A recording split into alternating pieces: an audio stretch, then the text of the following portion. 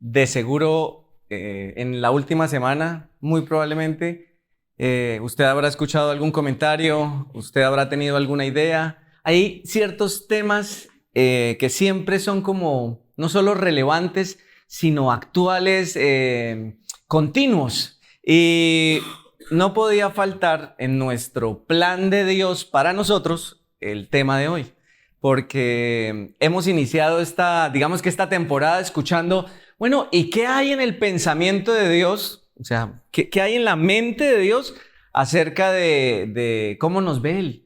¿Cómo lo deberíamos ver nosotros a Él, pero también cómo nos ve Él a nosotros? Y hemos venido caminando sobre cómo nos ve Él y cómo lo podemos ver nosotros a Él, ¿no? Entonces nos estamos como conociendo y, qué bueno que tú eres así, yo soy de esta manera, nos vamos conociendo con Él. Pero llegado a este punto, hemos recorrido ya un largo camino en donde al saber quién es Él, no por lo que nosotros imaginamos, sino por lo que Él expresa, porque uno podría tener una idea de Dios, yo creo que Dios es esto, pero la Biblia nos lleva a un punto en donde nos muestra, ya no hay que imaginarse cómo es Él, ahora podemos descubrir quién es Él, no tengo que imaginármelo. Entonces, llegado a este punto en donde conocemos quién es Él, no en su totalidad, sino que empezamos a ver quién es Él y empezamos a ver quiénes somos nosotros, entonces aparece este tema de hoy. Y quiero que entiendan que los temas que hemos venido trabajando o que vamos desarrollando, los estamos desarrollando en el mismo orden en el que la carta de Efesios está escrito. Entonces era como la intención del que la escribió que llegado a este momento habláramos de esto. Y en nuestro episodio número 10 tiene una advertencia. Nuestro episodio número 10 tiene una advertencia que a mí me gustaría mostrarle antes de continuar, ¿no? Entonces, en producción está mi esposa linda. Bueno, y aquí tenemos la advertencia. Usted puede leer conmigo esta advertencia. Una advertencia propia e ideal para el capítulo de hoy. Advertencia. Usted puede leer conmigo qué dice la advertencia. ¿Qué dice? El siguiente episodio contiene ideas e instrucciones que pueden resultar sensibles y no aptas para todo público. Recomendamos oírlo y analizarlo en compañía de personas dispuestas a considerar la perspectiva de Dios a través de la Biblia. No intente hacer esto en casa sin estar antes bajo la influencia del profesional que lo aconseja, que es el Espíritu Santo. Así que con esto estoy haciendo como Pilatos, lavándome las manos y diciendo, pilas, esta es una advertencia antes de este mensaje, porque probablemente usted escuche cosas que no sean muy políticamente correctas o que no sean mucho de su gusto personal, pero vamos a tratar de ser lo más sencillos y fieles a lo que el texto dice, a lo que la intención del autor quería decir para nosotros. Y lo más inteligente es considerar todo lo que usted escuche desde la perspectiva de lo que la Biblia dice, mucho antes, que desde la perspectiva de lo que tal vez usted está sintiendo. Así que va a tener que apretar un poquito lo que siente para decir, bueno, yo siento esto, pero primero voy a pensar qué es lo que la Biblia dice, porque yo vine buscando una perspectiva distinta a la mía. Si no, me quedaba en la casa y escribía, pues, primera de Ricardo.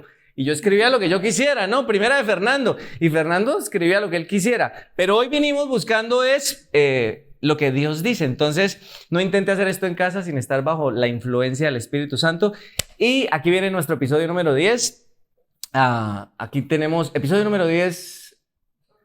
Episodio 10 dice matrimonio, del cuento de horror a la historia de amor.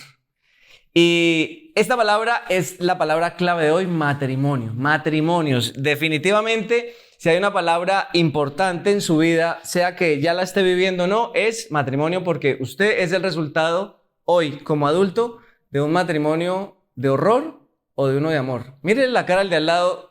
¿Qué cree que es producto de qué? O sea, tranquilos, ¿sí? Todos somos productos de... Usted es producto de esto, o de un matrimonio de horror, o de un matrimonio de amor. ¿Qué son más comunes, las historias y cuentos de terror en cuanto al matrimonio, o las historias y cuentos de amor? ¿Qué cree que son más comunes? Ay, Dios mío, sí, por eso le decía que este tema es un tema que usted tiene que ver desde la advertencia de, bueno, ¿qué dice Dios? ¿Por qué hay tantas historias de terror acerca del matrimonio? Y algo que podríamos entender desde un inicio, como cualquier otro tema de la Biblia, es que Dios tiene un plan, Dios tiene un diseño. Y si no seguimos ese plan, el resultado no va a ser, no podemos esperar ver el resultado de lo que Dios tenía en mente si no seguimos el plan que Él nos ha dejado. ¿Cierto o no cierto? Así que si las historias de terror son más comunes, lo son. ¿Por qué? ¿Porque el plan de Dios no funciona o porque no seguimos el plan de Él? Y entonces, esto puede usted tomarlo para su vida porque usted puede pensar, bueno, si yo soy el resultado de una historia de terror, ¿cómo cambio esa historia? ¿Cómo saber o cómo puedo hacer que mi historia cambie? ¿Qué puedo hacer en el momento en el que estoy hoy? Porque puede que usted sea de esas personas que dicen, no, con todo el terror que a mí me metieron, yo no quiero nada de eso. ¿Sí? No me interesa. O con todo el terror que estoy viviendo, yo lo que quiero es ya terminar con esto. O después de todo lo que viví, yo creo que ya esto no voy a volver a pensar nunca más en algo como el matrimonio. Y esperaría que el capítulo de hoy fuera un capítulo lleno de esperanza. Y recuerde, si ha habido consecuencias equivocadas en cuanto al matrimonio, siempre las ha habido y las habrá por no seguir la idea original del que lo creó. Así que vamos a volver hoy al pensamiento y al diseño original del que lo hizo. Y tenga en cuenta el siguiente texto que quiero que lea, que está en Efesios capítulo 5, versículo 21. Y podemos leerlo juntos, como dice: es más que sométanse unos a otros por reverencia a Cristo. Y aquí empezamos con una de las ideas que va a ser cruciales, no solo para el matrimonio, sino para cualquier relación o cualquier interacción que usted tenga, porque los siguientes capítulos van a hablar del matrimonio, la familia, papás e hijos, trabajo, jefes, y este versículo, que usted está leyendo, es el enunciado. ¿Y cuál es el primer consejo? ¿Cuál es el primer escalón para empezar a involucrarnos en el pensamiento de Dios? Dice: sométanse unos a otros. ¿Y qué está en verde? Hay una instrucción de lo que usted debe hacer y una razón de por qué debe hacerlo. Si usted intenta hacer esto sin la razón correcta, entonces no hay garantías de que funcione. Si usted intenta hacer algo bueno sin la motivación correcta, no hay garantía de que usted reciba lo que Dios tenía en mente. Así que pareciera que esto es simplemente un versículo más, como que, sí, sométanse unos a otros, pero de entrada, ¿qué tan dulce les sabe esta palabra a usted en su vida? Sométanse. ¿Cómo les sabe? ¿A qué le sabe la palabra sométanse? Si pudiera describirla con un sabor, ¿a qué sabor usted asocia someterse? ¿Al limón? ¿Algo amargo? Sométanse. ¿Algo amargo? ¿Sí? Como a tomate de árbol. A mí me sabe a jugo de guanábana porque no me gusta la guanábana, ¿no? Sométanse. Mire que de entrada la instrucción que estamos recibiendo entra como en desventaja, porque al parecer hemos vivido tantas experiencias de horror en nuestra vida que el solo pensar en esta palabra nos genera un sentimiento negativo. Pero ¿quién es el que nos está diciendo que lo que necesitamos para tener buenas relaciones es el someternos? ¿Quién lo está diciendo? ¿Quién lo pensó? Dios. La instrucción viene de Dios para nosotros. Pero si nosotros tenemos este sentimiento de que no es bueno, ¿usted cree que hay posibilidad de que lo podamos llegar a poner en práctica? Así que usted tiene que entender que muchas de las cosas que usted se resiste a hacer, las resiste a hacer porque usted tiene malas experiencias. Y aquí es donde usted tiene que entender algo. Sus heridas, sus complejos y sus malos hábitos son los principales obstáculos para poner en práctica el consejo de Dios. Pero si usted logra confiar hoy en que Dios es bueno y en que el plan que Él tiene es bueno, usted podrá aventurarse a intentar hacerlo, aunque usted haya tenido una mala experiencia. Porque si tuvo una mala experiencia en el pasado, pero hoy confía en que Dios es bueno, tal vez vuelva a intentarlo. Y mi meta hoy es que usted ojalá vuelva a intentarlo, que usted vuelva a considerar que someterse, sométanse, más que una experiencia amarga, puede convertirse en algo bueno para su vida. Sométanse, ¿sí? Ahora, recuerde lo siguiente: todas las consecuencias negativas que hemos tenido cuando pensamos en sometimiento, es resultado de no seguir el plan original de Dios, o sea, resultado del pecado. ¿Sí? Si a usted le resulta difícil pensar en someterse porque usted relaciona sometimiento con abuso o sometimiento con excesos o sometimiento con orgullo, como que es que ¿por qué me tengo que someter? Es que yo no soy menos que nadie. Si usted relaciona el sometimiento con todo esto, siempre va a ser no desde el corazón de lo que Dios había pensado, no desde el pensamiento de Dios, sino desde su mala experiencia. No deje que sus malas experiencias impidan recibir el plan bueno de Dios, ¿vale? ¿Estamos en eso? Ahora, ¿cuál es el plan de Dios para nosotros? Necesitamos tenerlo claro porque al final usted debería entender. Hoy el tema es salir de esas historias de terror a las historias de amor. Y tenemos esto que dice, ¿cuál es el plan de Dios para nosotros?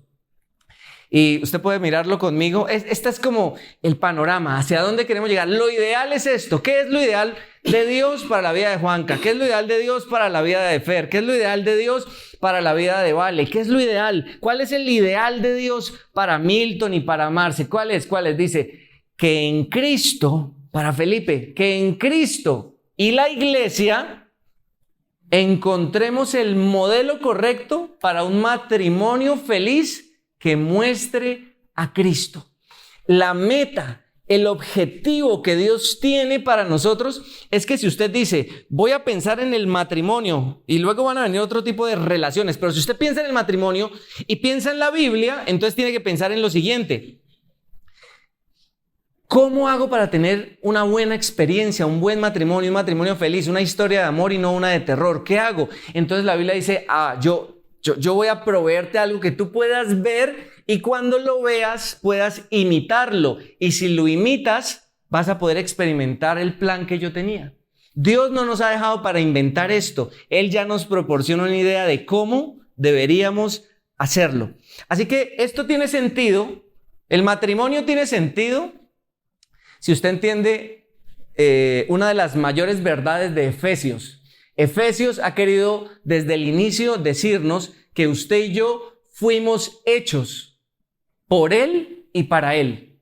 El propósito por el que Dios lo creó a usted no era para que usted encontrara sus propios sueños, hiciera su propia idealización de la mejor vida que tuviera. Dios no lo puso en esta tierra para que usted fuera un conquistador de sueños. Dios lo puso en esta tierra ya con un sueño de Él para usted. Y ese sueño era que usted supiera que usted fue hecho por Él. Dios lo hizo a usted y lo hizo para Él, por Él y para Él. El primer capítulo de esta temporada, no sé si usted recuerda el nombre, si alguien recuerda el nombre se gana ya un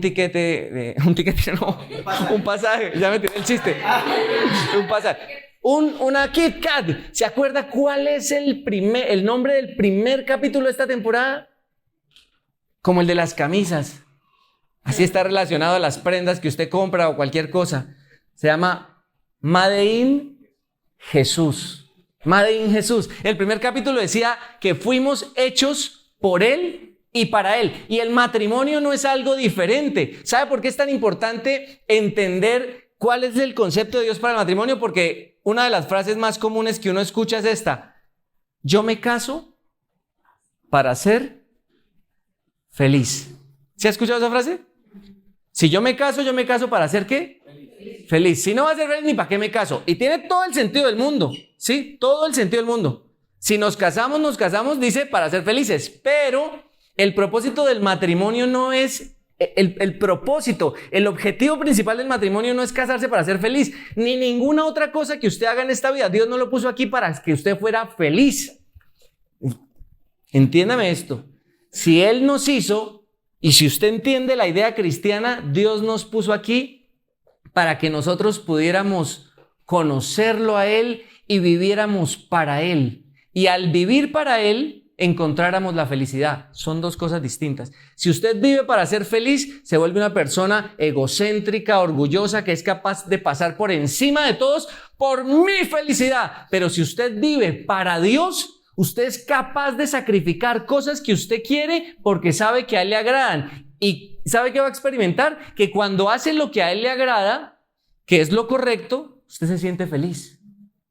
Si usted quiere un matrimonio sólido, si usted quiere restaurar un matrimonio, si usted quiere pensar en la idea de Dios para la pareja, tiene que entender que el matrimonio no está hecho de una manera egoísta, el uno para el otro, está hecho para Dios. Y en la medida que nos conectamos con el propósito de Dios, tenemos un buen matrimonio, un matrimonio feliz. Ahora, una pregunta sencilla. ¿En qué cree usted que se diferencia un matrimonio cristiano de uno no cristiano?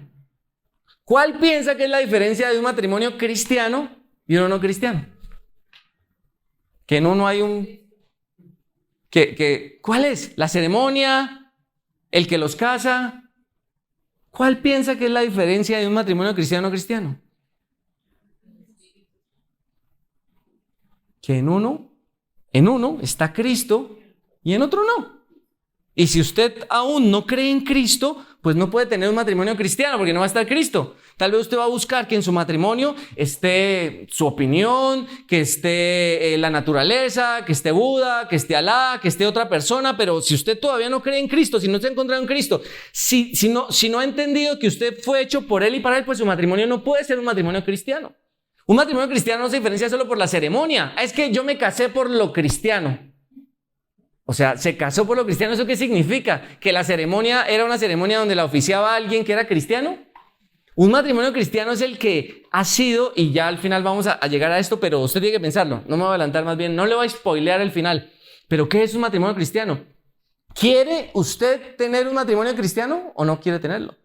¿Está usted en un matrimonio cristiano o no? Todo eso tiene que preguntárselo. Así que, bueno, aquí es donde se pone bonito. Tres cosas importantes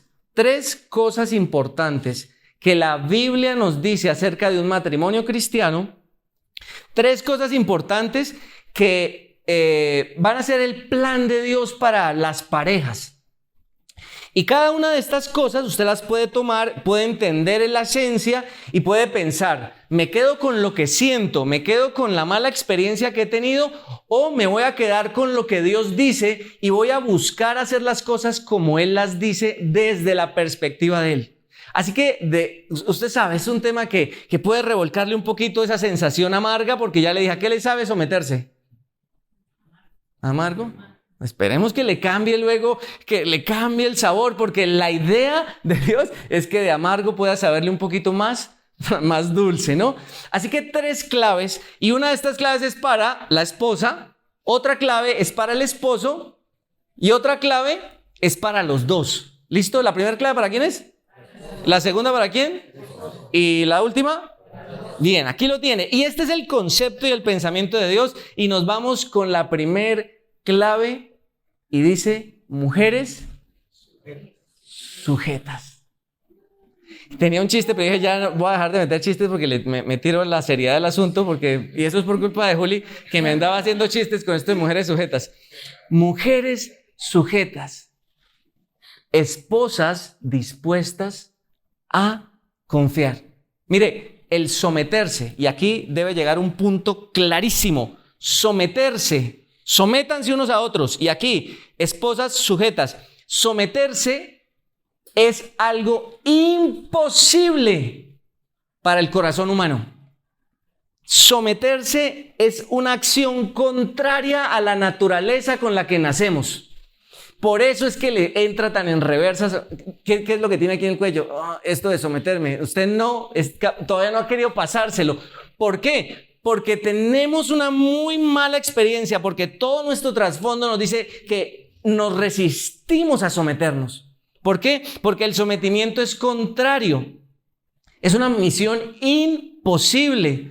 Por eso es que heridas, complejos y malos hábitos nos refuerzan esto de que yo no me voy a someter ni a mi jefe, ni a mis papás, ni a mi esposa, ni a mi esposo, ni al gobierno, ni a nadie. Y más cuando estamos en temas, empezamos a ampliar y el tema político y estamos en todo este mundo de es que nuestros derechos, y hablamos de someternos, y eso es contrario a la filosofía que hoy tenemos. ¿Qué necesita uno para llegar a someterse? Yo tengo que hacer esta aclaración. ¿Qué necesita usted para poner en práctica lo que está escuchando? ¿Sabe qué necesita? Un nuevo corazón. usted y yo no vamos a poder someternos a nadie si primero no experimentamos el mayor milagro que la vida cristiana ofrece. El mayor milagro es que cuando usted y yo llegamos a creer en Jesús, en el Jesús de la Biblia, como nuestro Salvador, esa salvación incluye que recibimos un nuevo corazón, o sea, una nueva identidad. Si usted hoy aún no ha creído en Cristo, si usted hoy aún no ha dado el paso y desde su interior usted dice, no, o sea, yo creo que Jesús es buena gente, o si usted todavía no entiende que Jesús es el único camino de salvación para su vida, si aún no tiene claro de dónde lo rescató Jesús, someterse todavía no es una posibilidad para usted, pero escúchelo porque tal vez Dios lo empuje y le dé el empujoncito que le hace falta para que usted crea en Jesús.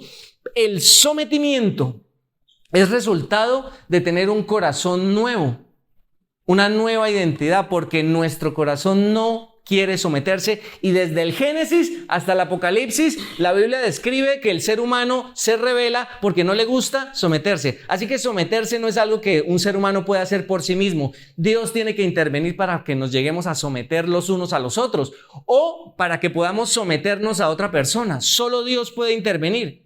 Ahora, si usted tiene una nueva identidad, si usted realmente cree en Cristo, usted recibe un nuevo corazón, una nueva identidad, una nueva naturaleza. Y esa nueva naturaleza, en el capítulo anterior dijimos, tiene que estar bajo la influencia de Dios mismo.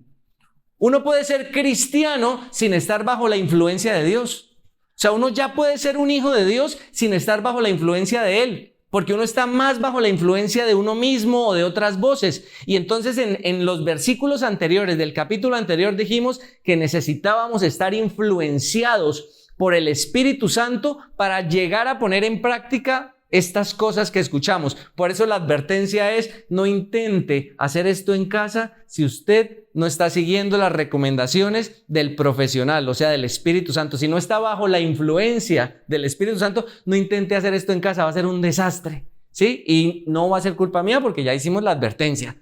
Así que usted tiene que decir: yo voy a hacer esto, pero lo voy a hacer desde la influencia de Dios en mí. Y no desde, voy a hacer algo bueno porque la Biblia dice. No, es desde la influencia de Dios en mí. Así que, ¿a qué se refiere con las mujeres sujetas? ¿A qué se refiere? Pues miren los versículos, como dice Efesios 5, 22, 24. Dice, en un solo parrafito está como sencillo.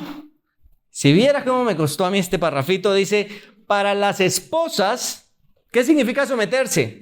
Empezó diciendo, sométanse unos a otros, y luego, muy sencillo, dice, sométanse unos a otros. Para las esposas, eso significa, sométanse cada una a su marido como al Señor.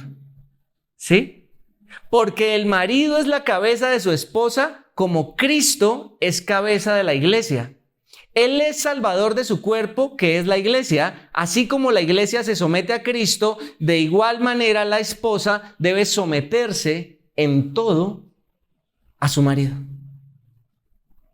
Ok.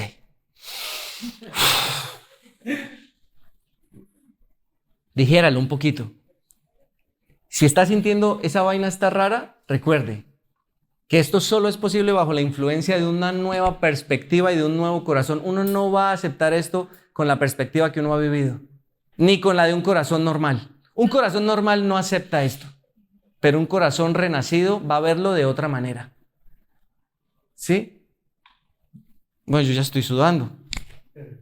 Ahora, le voy a decir algo sencillo.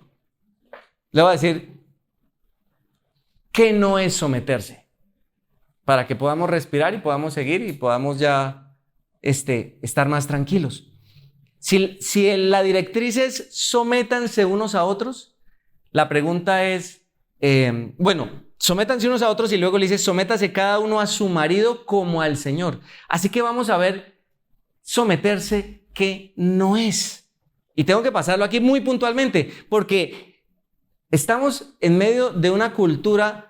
Y no solo de una cultura, nuestra propia naturaleza no es una naturaleza que ha estado influenciada por Dios. Y al no estar influenciado por Dios, las heridas, los complejos y los malos hábitos que nos impiden aceptar el someternos es resultado de eso. Entonces, ¿qué no es someterse? Bueno, ¿qué significa esto qué no significa someterse a su esposo como al Señor, como a Dios? Entonces me someto a él como a Dios. ¿Qué significa eso? Bueno, pues no significa lo siguiente. Uno, creo que te saltan. Bien. Uno, no es como si fuera Dios mismo. La Biblia no le está diciendo que su esposo es Dios. Cuando dice sométase como al Señor, no le está diciendo a la esposa, yo quiero que ahora el lugar de Dios lo ocupe su esposo. No está diciendo esto. Está diciendo que su compromiso para con su esposo, en esencia, es el mismo que usted tiene para con Dios. Porque si usted tiene un compromiso hoy con Dios, es un compromiso de amor, un compromiso de respeto y un compromiso de confianza. Si usted está comprometido con Dios, realmente usted está comprometido con Él porque confía en Dios. ¿Usted confía en Dios? Porque respeta a Dios. Si usted hace algo por obediencia a Dios, lo hace porque respeta a Dios, porque confía en Dios. ¿Cierto que sí? Porque ama a Dios. Hay algo tan bonito que es empezar a amar a Dios. Entonces usted empieza a amar a Dios y usted empieza a hacer las cosas que Dios ama. Ese sometimiento que usted tiene a lo que Dios dice, esa es la esencia. Pero no significa el alcance. Este versículo no les está diciendo a las esposas que deben ver a sus esposos como a Dios mismo. Está diciendo que tienen que estar relacionados con Él y someterse a Él en la misma esencia que se relacionan o se someten a Dios, que es con un corazón que ama, que confía, que respeta. ¿Qué más no significa someterse? Someterse no significa que usted deba exponer su integridad por ese sometimiento. Su integridad no está en juego al someterse a una persona en el concepto de sométase a su esposo. ¿Qué significa que no debe exponer su integridad? Bueno, no se espera que usted ponga en peligro su vida por estar sometido a una persona que está cometiendo abusos, que pone en riesgo lo que usted es psicológicamente o físicamente. El someterse no significa eso, porque someterse como al Señor significa que usted sabe que del Señor nunca va a recibir destrucción. Cuando usted se somete a Jesús, ¿qué recibe? Vida. Cuando usted se somete a Jesús, recibe vida. Pero si usted está sometido a una persona que pone en riesgo su integridad física y mental, usted no está sujeta o no tiene la obligación de estar sujeta bajo esa condición. Porque del Señor nunca recibiría esa destrucción. Como al Señor significa que usted también puede esperar recibir de esa persona lo que recibe del Señor. Y por último, ¿a qué no significa someterse? Someterse no significa algo como deshonrar a Cristo por estar sometido a esa persona. O sea, usted como persona, como mujer, no puede someterse al punto de deshonrar o contrariar lo que Dios ya ha dicho. Así que el sometimiento, escuche bien, no la lleva a un lugar peligroso en donde usted puede ser destruida o en donde usted puede ser oprimida de tal manera que usted pierda su dignidad. El sometimiento como a Cristo siempre dignifica. La autoridad de todas las personas en la Biblia, que la Biblia menciona a muchas personas con autoridad, muchas. Los gobernantes, la Biblia dice sométanse a los gobernantes. ¿Sí lo ha leído en alguno? A los pastores dicen sométanse a los pastores. ¿Sí lo ha leído? ¿Sí? A las esposas dice sométanse a los esposos, pero a los esposos les dice sométanse a las esposas. ¿Sí? En 1 Corintios también lo habla en cuanto a su cuerpo. Hay muchos tipos de sometimiento en la Biblia, pero cada autoridad tiene siempre un límite. Al pastor se le pide que tenga una función específica y usted no tiene por qué estar sometido a una autoridad como el pastor en la iglesia o algo eclesiástico fuera del área del trabajo de esa persona. Así como usted debe estar sometido a una autoridad en el gobierno, usted no puede estar sometida no puede dejar que esa autoridad del gobierno influya más allá de lo que le corresponde. Todas las autoridades tienen un límite. ¿Sabe que en algún momento, escuche bien porque esto tiene que ver con el sometimiento? A los discípulos, especialmente a Pedro estaba delante de los gobernantes. Los gobernantes, Pedro, el discípulo de Jesús, y los gobernantes no estaban de acuerdo con que el discípulo de Jesús ya había resucitado, Jesús ya les había encomendado a los discípulos, vayan y prediquen. Quiero que se ubiquen en ese momento de la historia. Jesús envió a los discípulos están haciendo lo que Jesús dice. Y de repente las autoridades llaman a Pedro y lo castigan por estar haciendo lo que está haciendo. Y dice que lo llaman a cuentas. Y en el versículo 8 del capítulo 4 dice que Pedro, lleno del Espíritu Santo, empieza a decirles, pero es que yo tengo que hablar de Jesús, y empieza a hablar y los gobernantes, en ese momento, sus autoridades le dicen, miren, no vuelvan a predicar de Jesús. Así que la respuesta de Pedro es la siguiente, y se aplica a las autoridades. Entonces llamaron nuevamente, eso no está en las diapositivas, lo tengo acá, dice, entonces llamaron nuevamente a los apóstoles y les ordenaron que nunca más hablaran ni enseñaran en el nombre de Jesús. Era una orden que se oponía directamente a lo que Jesús ya les había dicho que hicieran. Entonces dice, Pedro y Juan respondieron, ¿acaso piensan que Dios quiere que los obedezcamos a ustedes en lugar de a Él? Y todo esto es un paréntesis para decir que el sometimiento al que Dios nos llama los unos a los otros, y en este caso específicamente de la esposa al esposo, no es un sometimiento que te va a llevar a deshonrar el nombre de Cristo o a desobedecer a Cristo. No pienses que por agradar a Dios tú deberías, como mujer o como esposa, en este caso específico, porque está hablando de la esposa, dice hacer algo para agradar a alguien que desagrade a Dios.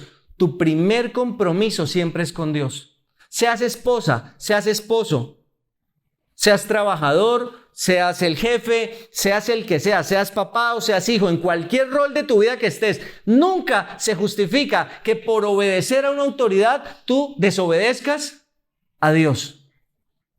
Primero tienes que desobedecer a esa autoridad terrenal para poder obedecer lo que Dios ya ha dicho.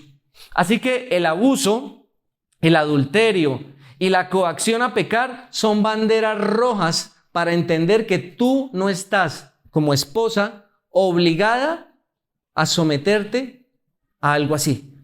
El abuso, el adulterio y la coacción a pecar son cosas que tú vas a encontrar como condiciones en la Biblia. ¿Estamos? Trato de ser muy puntual, ¿estamos? ¿Por qué te digo todo esto? Porque el plan de Dios es bueno. ¿Sabes por qué hay tantas historias de terror? Porque no creemos en el plan de Dios, pero el plan de Dios es bueno. Tú puedes decir, ¿sabes qué? Esta idea que me estás dando no me gusta. Yo creo que es de otra manera. Inténtalo. Pero te digo algo, el resultado de que tú y yo lo intentemos y que veamos en la sociedad cómo está el matrimonio hoy en día, lo que ocurre en los matrimonios, los abusos, las infidelidades, las separaciones, los divorcios, lo que tú ves, la destrucción del matrimonio que tú ves hoy es el resultado de no seguir el plan de Dios. Pero cuando vemos que Dios nos da una instrucción, tenemos que pensar por qué nos la está dando, pero más allá de por qué es buena esa instrucción. ¿Cómo puedo llevar a la práctica eso? Porque me daría esperanza, y es lo que quiero que tengamos hoy, esperanza. Así que, esperanza, es lo que quiero que tengamos hoy. Clave número 1. Miren la clave número 1. El plan es someterse. Si tú dices, es como esposa, ¿sí? Y fíjese que la Biblia está diciendo esto a la mujer dentro del matrimonio. No está diciendo que la mujer esté sometida al hombre en todas las áreas de la vida. No. Aquí no está, la Biblia no está haciendo especificación de que la mujer no va a involucrarse ni en esto, ni en aquello, ni en esto otro. No, aquí está hablando de algo específico en el matrimonio. ¿Qué necesitas tú en el matrimonio? Dice que tú puedas ver que tu esposo en el plan de Dios es la cabeza y tú eres el cuerpo. Porque esto es como la iglesia. Dice, como en la iglesia, Cristo es la cabeza y nosotros la iglesia somos ¿qué?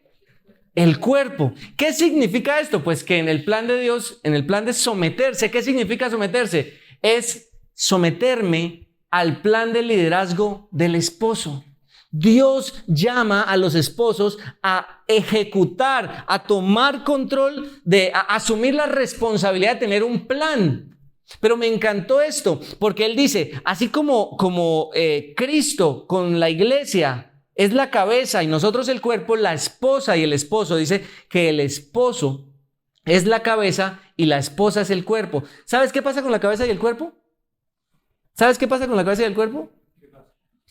¿Qué pasa? Se necesitan. Tienen que estar en sintonía. ¿Qué diría tu cabeza si le faltara una mano? ¿Qué diría tu cabeza si no se moviera tu cuerpo?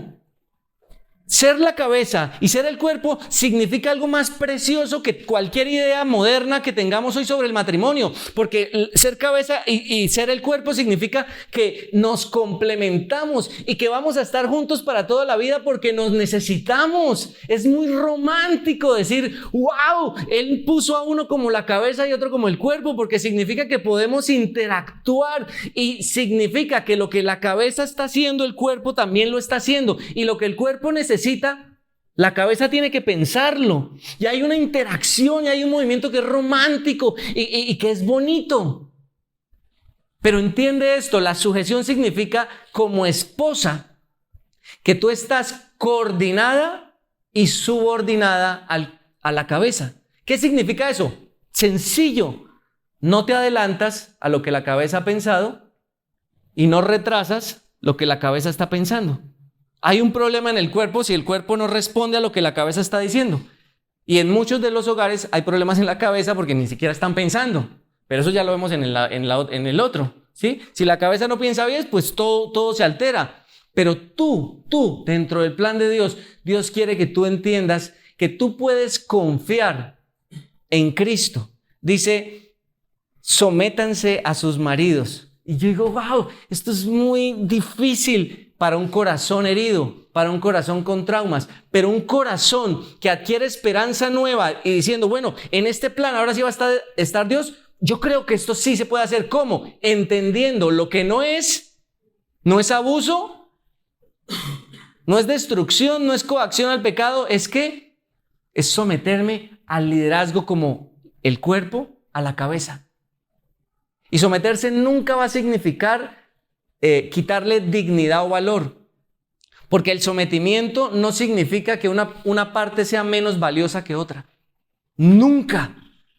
En cada página de la Biblia, tanto la mujer como el hombre fueron rescatados para dignificarlos.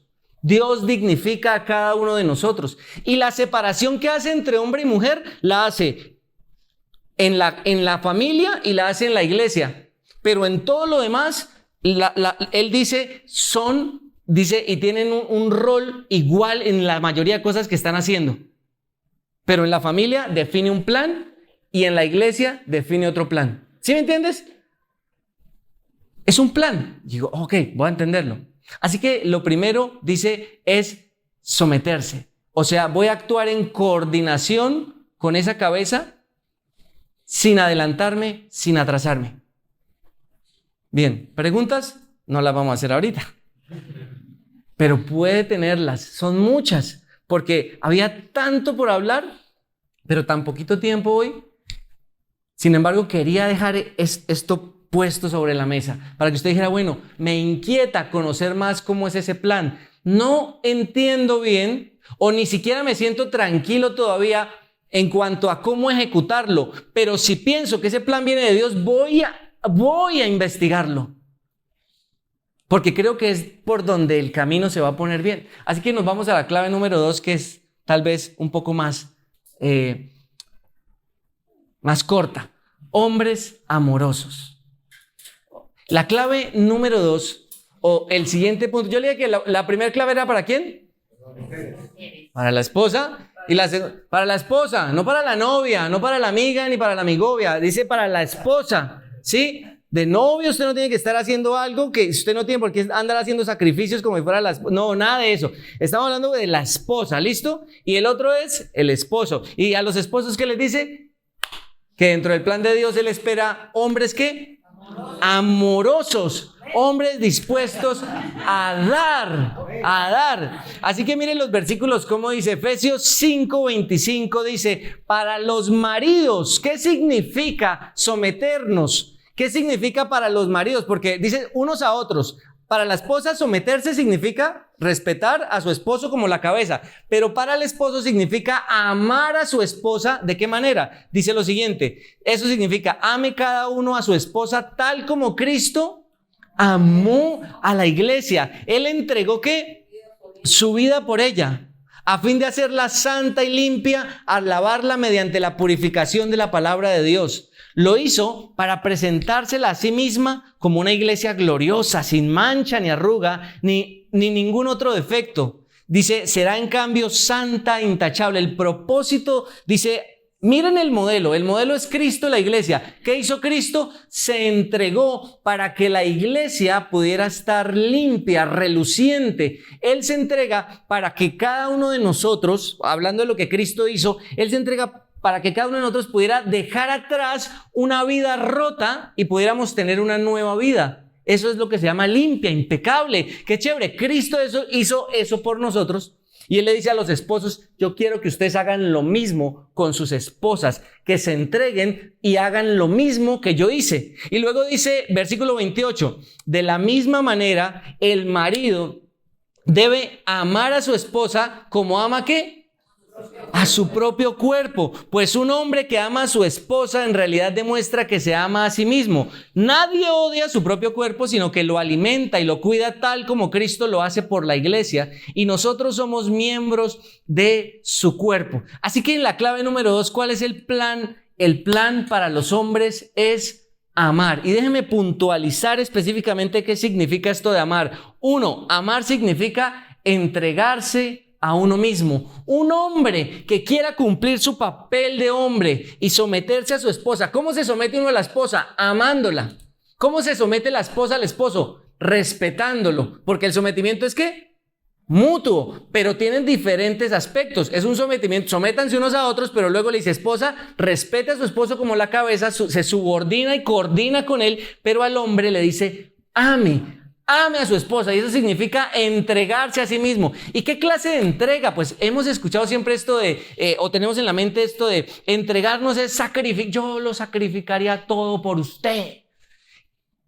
Y de ahí muchos piensan y han justificado hombres que por sacrificarse trabajando están cumpliendo su papel de amar, pero eso no es lo que está diciendo, porque dice que Cristo se entregó para hacer a su iglesia limpia, santa, para dignificarla. Tú sabes como hombre que estás amando a tu esposa cuando la empiezas a dignificar, o sea, cuando la mujer con la que estás empieza a sentirse más segura, más valiosa, más fuerte. Cuando tú empoderas a tu esposa en cuanto a quién es ella como esposa valiosa para ti, la estás amando, porque la entrega significa que tú haces todo lo que sea necesario para ayudarla a ella a ser fuerte. Y, es que son débiles, todos somos débiles. La esposa ayuda al esposo a que sea fuerte y el esposo ayuda a su esposa a que sea fuerte. Pero la entrega de la que está hablando no es una de que yo me sacrifico por esta casa todo para traer esto. No es esa entrega. Es una entrega que es capaz de decirle a la otra persona, tú eres tan valiosa que vales todo lo que yo estoy haciendo. Qué bonita esa entrega, ¿no? Porque es como Cristo ama a su iglesia. Y lo otro que dice de amar es cuidando de ella, buscando suplir lo necesario. Porque dice que tenemos que amarla, porque el que ama a su esposa es como si amara a su propio cuerpo. ¿Y qué hace usted con su cuerpo? Algunos, muy poquitos. ¿Qué hace uno con su cuerpo? Algunos muy poquitos, lo cuidan. ¿Sí? ¿Qué es lo que, voy a cambiarla, qué es lo que uno debería hacer con su cuerpo? Es para no ser mentirosos. Es que vamos a decir mentiras. ¿Qué hacen con el cuerpo? Pues no lo cuidamos, pero ¿qué deberíamos hacer con nuestro cuerpo? Cuidarlo. Amar como esposo significa que yo busco suplir lo que esa persona necesita. Claro que hay una necesidad física, pero ¿cuántos momentos difíciles estamos pasando? No por lo físico, sino por lo emocional, ¿sí? Por lo mental, por lo espiritual. El hombre como cabeza asume un plan para poder traer a su esposa lo que necesita en su crecimiento. Tú tienes que empezar a orar. Entonces dices como hombre, ¿cómo me preparo para el matrimonio? ¿Qué hago si ya estoy en un matrimonio? ¿Qué puedo hacer en este momento como hombre? Yo tengo que tener un plan para alimentar a esta persona que está conmigo, o sea, para suplirle lo que necesita. Primero la dignifica, pero segundo la cuida y le da lo que necesita. Es que yo me puedo valer por mí misma. No se trata de lo que tú puedes hacer por ti misma, es lo que el hombre como responsabilidad tiene que hacer también por ti. Porque aquí creemos que se trata de un rol cultural, de que quién sale a la calle y quién se queda en la casa. De eso no está hablando. No es quién hace esta función. Es que a mí me gusta cocinar y al otro le gusta barrer. Eso no tiene nada que ver. El cuidar de la otra persona y darle lo que le necesita no tiene que ver con un rol de casa cultural. Tiene que ver con unas necesidades que hay en toda la vida de una persona. Toda mujer y todo hombre tiene necesidades psicológicas, mentales, físicas, y el hombre es responsable de suplir, de que su esposa tenga lo que necesita para poder estar fuerte. ¿Estamos? Así que la clave número 2 es que el plan es amar. En la primera el plan es que la esposa se somete, respeta. Dice, esta es la cabeza. Y en la segunda el plan es ¿cuál? Amar. Esta es la persona por la que voy a dar mi vida. Pero ¿cómo sé que estoy amándola? No se trata solo de... Cuando entrenamos en el gimnasio, yo todo el tiempo le digo a la gente cuando está entrenando, no es lo mismo machacar el cuerpo a entrenar el cuerpo. Usted puede ir al gimnasio y darse duro y cascarse con esas pesas y decir, salí, y no trabajó los músculos, y no desarrolló fuerza, y no desarrolló nada. No es lo mismo cansarse a trabajar inteligentemente. No es lo mismo entregarse diciendo, es que yo salgo desde la mañana, llego hasta la noche, es que usted no sabe los sacrificios que yo he hecho. No es eso, Señor. Los sacrificios se trata de amar y dignificar a la otra persona. Así que empieza a enfocar tus esfuerzos para que la otra persona empiece a decir, estoy creciendo. Ese es tu papel cuando amas. Y el papel de la esposa es subordinar y coordinar los movimientos que hace con su esposo. Porque no nos casamos para seguir viviendo por separado, nos casamos para trabajar en equipo. Y dentro de este equipo Dios tenía un plan y algunos cumplían una función y otros otra. No roles culturales, funciones que Dios tenía para el hombre y para la mujer. ¿Vamos? Y por último terminamos diciendo que dentro del plan está esto. Y podemos leerlo todos para que escuchar la dulce voz de todos ustedes, que es la última parte en el plan del matrimonio. ¿Puede leerlo? Leámoslo.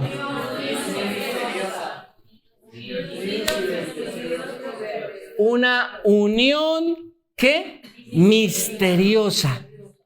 Vuelvo y te pregunto, ¿qué diferencia un matrimonio cristiano de uno que no? Y aquí se van a responder también muchas preguntas de si tú deberías estar sometido a esa persona o de si tú deberías estar amando a esta otra, porque aquí tenemos una vaina que estamos asumiendo que Dios ya hizo cosas que no hizo.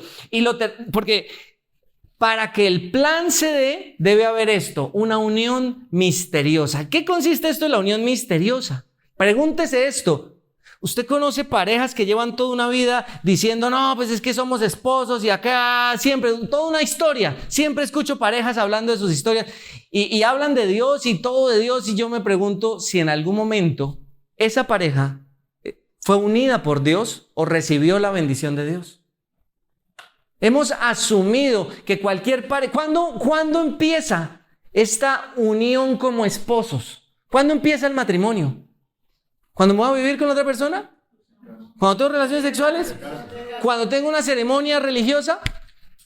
¿En qué momento? ¿Será que en medio de esa ceremonia pasó? ¿O en medio de esto? ¿O en medio de esto otro? ¿Cuándo empieza la unión como esposos? ¿Cuándo?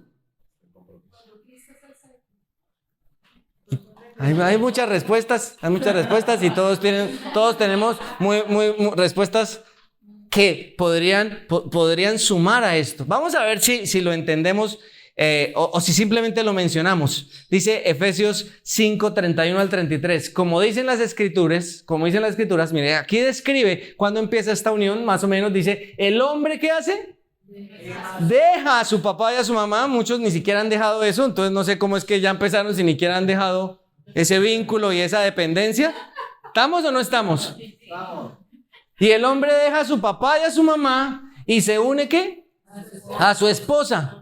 Ok, entonces sí hay una unión. Y no habla solo de la parte sexual, está hablando de, incluyendo la parte sexual, pero dice, deja a su papá, a su mamá, se une y los dos se convierten ¿en qué? ¿Cuándo? ¿Cuándo pasa esto de convertirse en uno solo? Muchos hoy hablan de no, pues nos vamos a vivir en pareja y están viviendo en pareja. Y tratan de llevar una vida de casados, pero simplemente fueron a vivir juntos. Y ya, pues, y vamos a adoptar un perro, y vamos a comprar una casa, y vamos a hacer esto, y hacemos planes. ¿Eso es el matrimonio? ¿Ya están unidos? ¿Ya pasó? Dice, eso es un gran misterio. Esto es un gran misterio. Pero ilustra la manera en que Cristo y la iglesia son uno. ¿Sabe que Cristo y la iglesia son uno porque tuvieron un inicio? ¿Cuándo la iglesia y Cristo se unieron? Cuando tú te unes a Cristo, tú. Hay un momento en donde tú tienes que tomar una decisión delante de Dios con convicción e intención, y delante de Dios haces una declaración, y esa declaración delante de Dios dice, si confiesas con tu boca y crees con tu corazón que Jesús es el Señor y que Dios lo levantó entre los muertos, serás salvo. En Efesios dice, cuando oyen el mensaje y creen en él, son sellados con el Espíritu. Entonces hay un momento en donde tú llegas a unirte con Dios para ser un hijo de Dios. Y en el matrimonio hay un momento en donde tú te unes con otra persona y delante de Dios se convierten en uno solo. No antes, durante. Qué interesante. Es un misterio.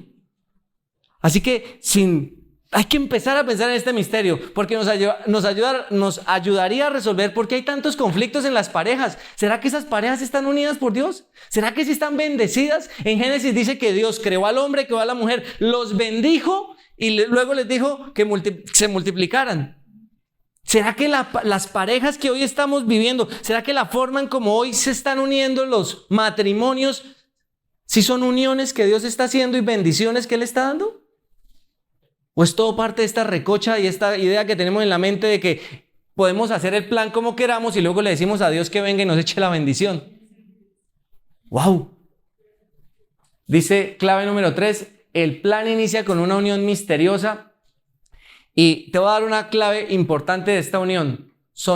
Esta unión se da entre dos personas unidas a Cristo, unidas por Cristo, en comunión con la iglesia. Dos personas unidas a Cristo. El matrimonio se trata de dos personas que ya previamente están unidas a Cristo y que luego son unidas por Cristo. Oh, y si hay un creyente, o sea, y si no conocían de Cristo, y si uno sí conocía a Cristo y otro no, y entonces tú empiezas a ver que hay casos, y te voy a decir algo, sí hay excepciones, y la Biblia habla de excepciones, pero esas excepciones son a causa de la dureza de nuestro corazón. O sea, la Biblia hace excepciones de ciertas cosas por nuestra dureza. Pero si tú piensas en el plan de Dios, ¿cómo empieza el plan de Dios? El plan de Dios comienza con dos personas que ya están unidas a Cristo y luego Cristo las une a ellas. Esa unión viene porque Cristo los une. Y eso es espectacular, porque quiere decir que ese es un matrimonio que ya tiene la unión perfecta. Mire, el divorcio no es el plan de Dios. Dios no tiene en su mente el divorcio. Hay causales de divorcio en la Biblia, pero no son porque sean el plan de Dios. Jesús mismo lo dijo, que este tipo de causales son a causa de la dureza de nuestros corazones. O sea, por gracia, Dios extiende como cláusulas o cierto tipo como de leyes especiales distintas a lo que Él tenía en mente. ¿Por qué? Porque su gracia siempre busca restaurar. Su gracia siempre busca que usted y yo podamos volver a unirnos, no que nos hayamos separado, sino que nos volvamos a vivir bajo el plan que Él tiene. ¿Sabe qué? Hay mucha esperanza en esto. Quiero que mires, dice el versículo con el que termina haciendo este énfasis. Por eso les repito, cada hombre debe amar a su esposa como se ama a sí mismo y la esposa debe respetar a su marido. Cuando leía estas palabras finales, después de todo esto que leímos y que estudié y que Señor y oré y pensaba en el corazón y las situaciones de la comunidad en la que estamos y las personas que conozco, personas lastimadas, rotas, heridas, abusadas, abusadores y abusados, todos conviviendo a veces juntos. Cuando pensaba en todo esto, pensaba, Dios mío, qué esperanza hay para nosotros en este tema. Y él decía, yo soy la esperanza. Si vuelven a mí hay esperanza. Tú y yo tenemos esperanza para tener matrimonios, para empezar a animar a otros también a que hay esperanza volviendo a Cristo. Si volvemos a Cristo hay esperanza para un nuevo comienzo. ¿Por qué? Porque los nuevos comienzos nos permiten tener un nuevo corazón. Nos permiten tener una nueva influencia. Si tú y yo hemos vivido experiencias de terror, de miedo, Dios ya no quiere que tú vivas en esa experiencia de terror y de miedo. Él quiere que tú sanes la herida que te hicieron, el complejo que creaste o los malos hábitos que te impedirían tener un hogar en el futuro o en el presente. Y si aún tu situación va más allá de eso y tú dices, es que ya esto está más allá de lo ideal, está mucho más allá de lo ideal. Aún en esa situación más allá de lo ideal hay esperanza, porque Dios mismo te está diciendo que Él va a proveerte todo lo que necesitas, porque Él mismo es el novio y el esposo que tú ya no tienes, o la novia, o el que te va a suplir. Tú y yo podemos ver en Cristo esperanza para una de las áreas más difíciles y destrozadas de la sociedad, pero tenemos que volver al plan original y recordar que todo el caos que hemos vivido lo hemos vivido porque hemos querido hacer el plan a nuestra manera. Y que cuando vemos el plan de Dios nos parece a veces hasta tan salido de tono y tan políticamente incorrecto por todas las heridas, traumas y malos hábitos que tenemos. Pero si logramos sanar esto, vamos a recobrar la confianza en que es posible hoy en día tener una vida digna en pareja o sin pareja. Te recomiendo 1 Corintios capítulo 7. Pablo va a mencionar muchas de las opciones del que está en pareja, del que se divorció, del que enviudó, del que está casado y es creyente y el otro no creyente. Ahí en 1 Corintios 7 vas a encontrar una lista de cosas, pero para cada una de ellas te digo algo, el final es bueno, hay esperanza. Tú y yo, dentro del plan de Dios, estamos llamados a poder experimentar la restauración. Ahora, la pregunta es, tú y yo, ¿estamos dispuestos a seguir el plan de Dios? ¿Estamos dispuestos a confiar en que nuestras propias ideas están influenciadas no por Dios, sino por todo lo que hemos vivido, por esos cuentos de horror? ¿Estás dispuesto a creer en Cristo? Si crees en Cristo hoy para el perdón de tus pecados, ¿estarías dispuesto a creer en Cristo para que guíe tus relaciones? ¿Estarías dispuesto? Si confías en Jesús, si tú crees que Jesús es bueno, ¿podrías confiar en que Jesús es bueno para guiarte ahora también en esto? En esa proyección que tienes de qué va a pasar con tu vida mañana o qué va a pasar hoy. Es tiempo de recuperar la esperanza cuando pensamos, yo puedo volver a las palabras de Él y a su plan, porque el plan de Dios nos incluye a todos nosotros. Abusados, abusadores, heridos, a los que lastiman, todos podemos volver y ser restaurados con un nuevo corazón, una nueva identidad y una nueva influencia. La decisión siempre es la misma el domingo. ¿Qué paso voy a dar? ¿Qué voy a hacer para dar ese paso? Entonces voy a creer en Cristo. Todo comienza en Cristo. Cristo es confiable, su plan es confiable. Si Cristo es real, esto vale la pena. Te invito a que oremos pensando en esto, orando por esto, por tu propia vida, por la situación en la que estás, por esos miedos, esas cosas que tú puedes tener ahora, por las personas que tú conoces que han sido destrozadas a causa de no seguir el plan. Hay muchos hogares destrozados. Oremos por esos hogares.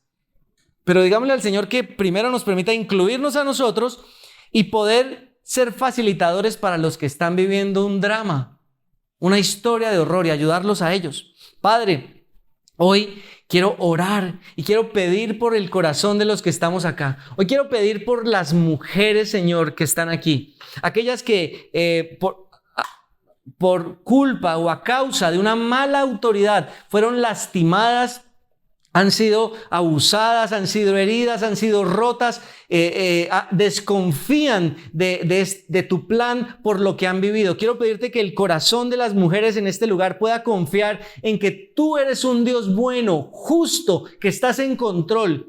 Y que al pedir, Señor, que vivan el papel de como mujeres allí, hablando del matrimonio, de respetar, de estar unidas a la cabeza, lo haces para dignificarlas y tú las vas a cuidar y tú las vas a proteger. Incluso las proteges con tu justicia, porque no les pides que vayan más allá de lo que a un lugar en donde serían destruidas. Entonces dales calma hoy, dale confianza al corazón de cada mujer hoy aquí. Te pido por los hombres que hoy estamos acá, que podamos entender lo que significa el amor como tú amaste, Jesús, que podamos entender que nuestro papel de amar es entregarnos, ir hasta donde sea necesario para levantar a la persona que está con nosotros, ir hasta donde sea necesario para darle a la persona que está con nosotros lo que necesita y que tú quieres darlo, Señor.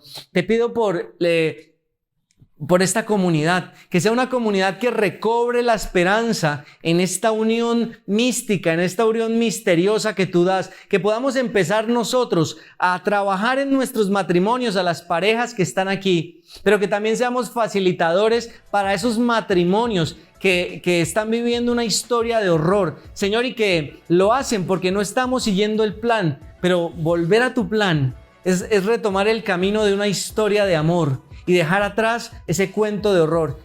Señor, que seas tú hoy trayendo esperanza para los siguientes pasos en donde podemos nosotros experimentar la restauración y en donde podemos ayudar y facilitar en la restauración de otros.